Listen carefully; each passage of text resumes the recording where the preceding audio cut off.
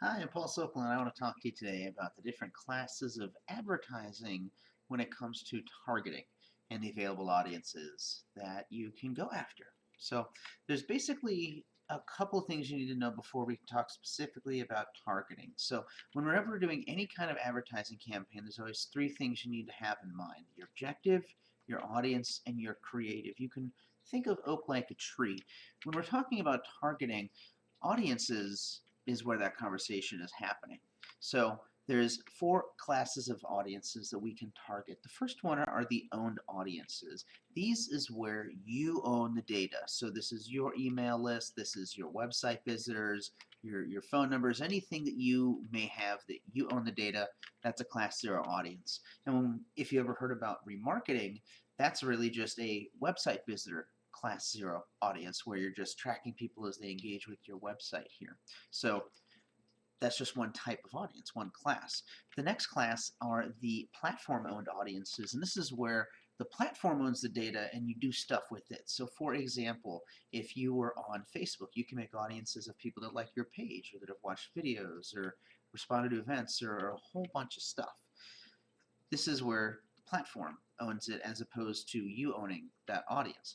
Now, there's other classes as well within the platform. So you have these similar audiences or these related audiences. So this is sometimes known as a lookalike audience or a similar audience if you're using a tool like Google Ads. This is where you're going after specific competition or competitor keywords, and you may even be able to target friends of particular interest as well, depending on the network. And this is also if you're doing PPC, where you can actually go after branded keywords as well. So these targeting ideas are platform agnostic as well. So whether you're doing PPC or social, you can talk about the targeting regardless of the tool in the same way. And this helps keep people aligned.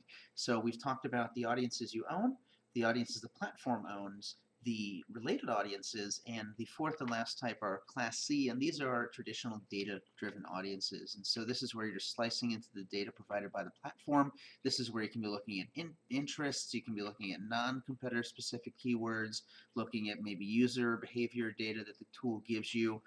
As a pro tip, I would recommend to use more than one interest at a time to slice and overlap. So don't just, for example, target parents. Go ahead and target parents that also like this other thing. And then this way you're not just going so broad and you're being a little bit more targeted. So there you go. There are four classes when it comes to targeting. You've got the owned audiences, which are class 0. You have the platform owned audiences, which is class A. This is where Facebook or Google or LinkedIn or whomever owns the data. Then you have your related audiences, which is the lookalikes and similars, and then your data-driven audiences at the very bottom where you're just scooping into the big lake of data. So what can you do next with this information? First of all, make sure you're casting a very wide net anytime you're doing advertising. Try and mix and match multiple classes of advertising anytime you're doing a campaign, and this will allow you to get the greatest reach. Of course, if you're doing something like remarketing, then you kind of have to stick to one, but that's okay. You can have a big wide net at the very top to get people there. You can also talk about leveraging exclusions and make sure that if you have an email list, for example, that you're targeting, that you exclude those from the other interests as well. So talk about this in your strategies and make sure you're not overlapping and being mindful of those.